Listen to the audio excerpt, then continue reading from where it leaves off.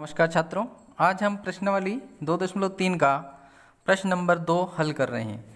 प्रश्न नंबर 2 है, पहले बहुपद से दूसरे बहुपद को भाग करके जांच कीजिए कि क्या प्रथम बहुपद द्वितीय बहुपद का एक गुणनखंड है। तो हमें इस बहुपद में भाग देना है तथा ये जांच करनी है कि ये जो प्रथम बहुपद है वह द्वितीय बहुपद का गुणनखंड है या नहीं है। तो हम पहले द्वितीय बहुपद में प्रथम बहुपद का भाग देंगे।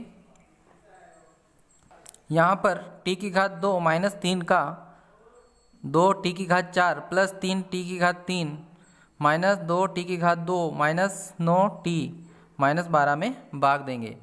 तो हमें इसका पहला पद देखना है। इसके पहले पद में गुणे में 2 है और इसकी घात 4 है। तो हमें इसका पहले पद में भी गुणे में 2 करना है और इसकी घात 4 बनानी है। तो इसकी घात 4 बनाने के लिए हम t की घात 2 माइनस 3 में कौन सी संख्या का गुणा करें कि ये 2t की घात 4 बन जाए। तो यहाँ 2 है तो हमें 2 का गुणा करना है।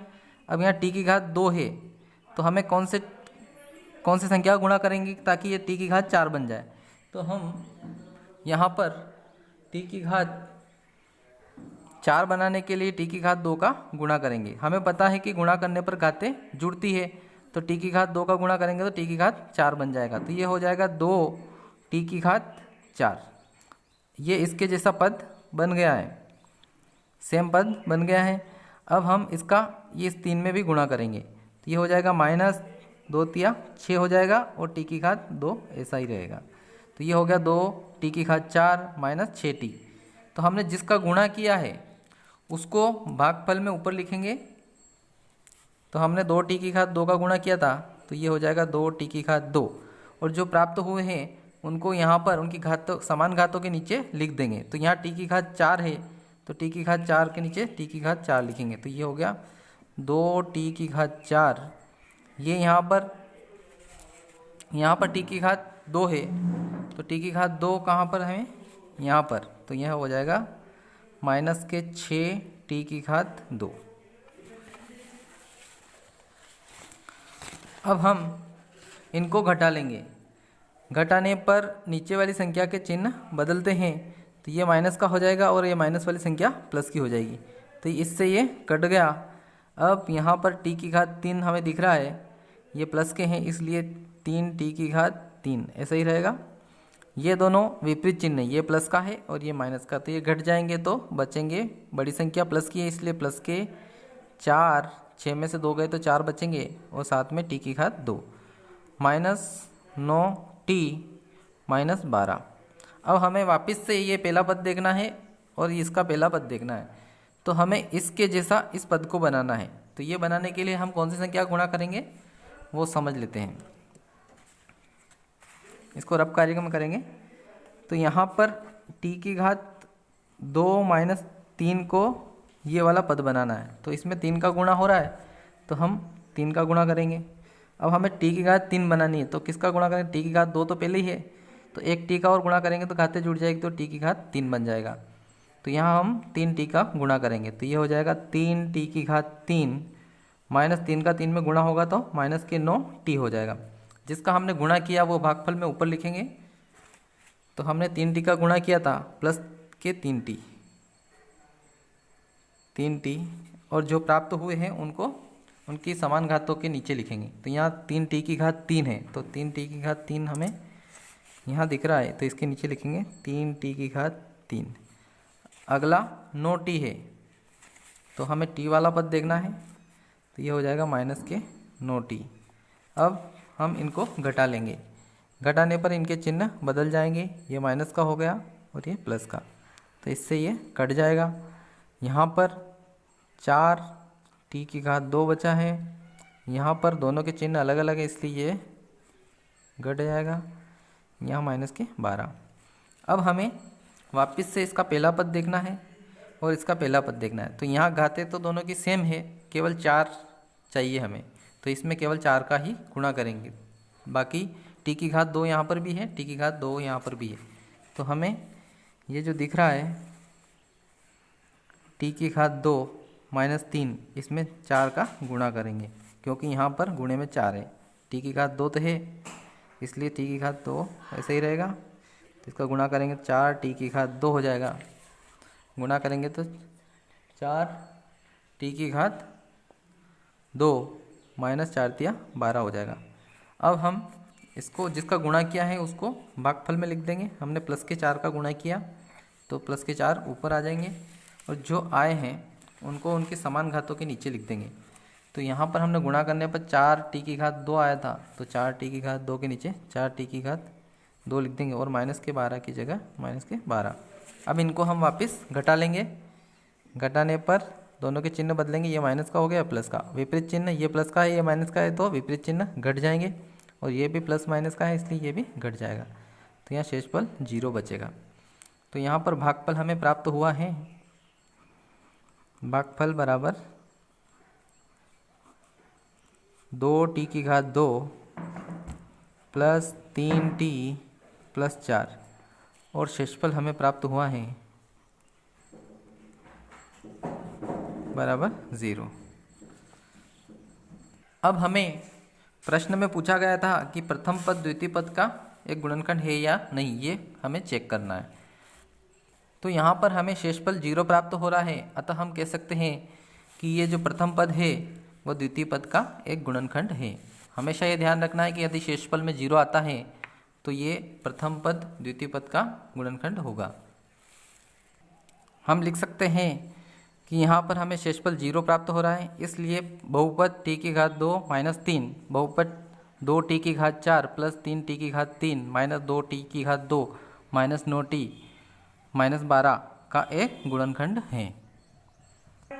प्रश्न नंबर 2 है x की घात 2 प्लस 3x प्लस 1 में इसका 3x की घात 4 प्लस 5x की घात 3 माइनस 7x की घात 2 प्लस 2x प्लस 2 में भाग देंगे। तो यहाँ पर भाग देंगे तो पहला पद देखते हैं, यहाँ 3x की घात 4 आ रहा है और यहाँ पर पहला पद है x की घात 2, तो हमें इसको 3x की घात 4 बनाना है। तो ये इसको पहले ऐसे से उतार लेंगे, इसको ऐसे से उतारेंगे।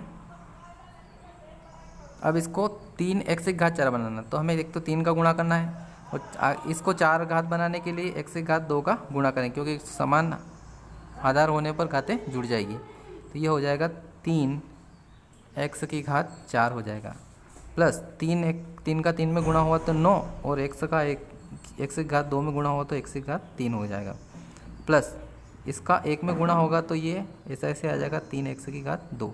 जब भी 1 का गुणा कौन सी भी संख्या में होता है तो वो पूरी संख्या ऐसी ऐसी आ जाती है। तो जिसका हमने गुणा किया वो है भागफल के ऊपर लिखेंगे। तो हमने 3x की घात 2 का गुणा किया है और हमें जो प्राप्त हुए हैं उनको समान घातों के नीचे लिखेंगे। जैसे यहाँ x की घात 4 है तो यहाँ पर भी x की घात 4 है, तो इसके नीचे हम लिख देंगे 3x की घात 4, इसको हमने यहाँ लिख दिया। अगला है x की घात 3, x की घात 3 हमें यहाँ दिख रही है तो यहाँ लिख देंगे हम प्लस 3x की घात 3। अगला है x की घात 2, तो x की घात 2 हमें यहाँ दिख रही है तो ये प्लस के 3x की घात 2। अब हम इनको घटा लेंगे, घटाएंगे तो नीचे वाली सभी पदों के चिन्ह बदल जाएंगे। तो ये माइनस का हो गया, ये भी माइनस का हो गया और ये भी माइनस का, ये दोनों एक प्लस का एक माइनस का है तो ये घट जाएगा, 0 हो जाएगा। और यहाँ पर देखते हैं ये प्लस का ये माइनस का है तो ये घटेंगे तो 2 बचेंगे, बड़ी संख्या प्लस की इसलिए प्लस के 2x की घात 3 बचेगा। केवल संख्या घट रही है, x नहीं घटता है। अब यहाँ पर 9x की घात 3 है तो 9x की घात 3 में से 5 जाएगा तो यहाँ 4 बचेगा, 4 माइनस के 4x की घात 3। यहाँ पर दोनों के चिन्ह समान है इसलिए ये जुड़ जाएंगे पर चिन्ह वही रहेगा, माइनस के 10x की घात 2। बाकी संख्या ऐसे से उतर जाएगी, प्लस के 2x ऐसे आ जाएगा और प्लस के 2 भी ऐसे ही आ जाएगा। अब हमें वापस से इसका पहला पद देखना है और इसका पहला पद देखना है। तो यहाँ पर दोनों पद देखते हैं तो यहाँ पर 4 है और x की घात 3 है, केवल यहाँ पर केवल x की घात 2 है तो हमें x की घात 2 को 4x की घात 3 बनाना है। तो 4x की घात 3 बनाने के लिए हम किसका गुणा करेंगे, यहाँ पर पहले इसको लिख लेंगे x की घात 2 प्लस 3x प्लस 1। तो इसको माइनस के 4 बनाना है तो यहाँ माइनस के 4 का गुणा होगा और यहाँ x की घात 3 बनाना है, तो 2 तो है, एक और बनाना है, तो इसलिए हमें x का ही गुणा होगा। तो इसमें पूरे में गुणा होगा तो ये हो जाएगा -4 x की घात 3, और माइनस का 4 का 3 में गुणा होगा तो -4 तिया 12 हो जाएगा, और x में x का गुणा होगा तो x की घात 2 हो जाएगा। अब -1 का 4x में गुणा होगा तो ये ऐसे ही आ जाएगा। तो जिसका हमने गुणा किया वो भागफल में लिख देंगे। तो -4x का गुणा किया तो ये भागफल में 4x आ गया। बाकी ये संख्याएं उनके समान घातों के नीचे लिखा जाएगी। तो यहाँ पर -x की घात 3 है, तो यहाँ पर भी x की घात 3 है, तो इसके नीचे ये आ जाएगा। तो ये हो गया -x की घात 3। अब हमें ये देखना है यहाँ पर क्या है, x की घात 2 है, तो x की घात 2 यहाँ पर दिख रहा है, तो यहाँ लिखेंगे -12x की घात 2। यहाँ पर x दिख रहा है और x यहाँ पर है, तो ये हो गया 4x। अब इनको घटा लेंगे, घटाने पर चिन्ह बदल जाएंगे, ये प्लस का, ये भी प्लस का, ये भी प्लस का, तो ये से तो कट गया, समान थे इसलिए। अब यहाँ पर एक प्लस का एक माइनस का तो घटेंगे, और घटेंगे तो 2 बचेंगे, और बड़ी संख्या जो प्लस की है तो उस प्लस के आएंगे आंसर, और तो ये हो जाएगा 2x की घात 2। यहाँ पर ये दोनों जुड़ेंगे, समान चिन्ह है, दोनों प्लस के इसलिए जुड़ जाएंगे, तो 6x हो जाएगा और प्लस के 2 हो जाएंगे। अब हमें वापस से इसका पहला पद देखना है और इसका पहला पद देखना है, तो इसको हम हल करेंगे। ये था हमारे पास x की घात 2 प्लस 3x प्लस 1। यहाँ पर हमें 2x की घात 2 बनाना, तो हमें केवल 2 का ही गुणा करना है, तो ये 2 का गुणा होगा तो ये हो जाएगा 2x की घात 2, 2 का 3 में होगा तो 2 तिया 6x हो जाएगा, और प्लस 2 का 1 में होगा तो 2 एकम 2। तो जिसका गुणा किया है उसको भागफल में लिखते हैं, प्लस 2 का गुणा किया था इसलिए प्लस 2 भागफल में लिखे, बाकी इनको समान घातों के नीचे लिख देंगे। तो ये आ जाएगा 2x की घात 2 प्लस 6x प्लस 2। इनको घटाएंगे, घटाने पर चिन्ह बदल जाएंगे, तो ये दोनों सेम है और विपरीत चिन्ह इसलिए घट गए, ये दोनों सेम है और विपरीत चिन्ह इसलिए घट गए, ये दोनों सेम और विपरीत चिन्ह इसलिए घट गए, तो हमें शेषफल 0 प्राप्त हुआ है। तो यहाँ शेषफल 0 है और भागफल है 3x की घात 2 माइनस 4x प्लस 2। तो हमें प्रश्न में ये दिखाना था कि प्रथम पद द्वितीय बहुपद का गुणनखंड है या नहीं। यहाँ पर हमें शेषफल 0 प्राप्त हो रहा है, इसलिए प्रथम जो बहुपद है वह द्वितीय बहुपद का गुणनखंड है।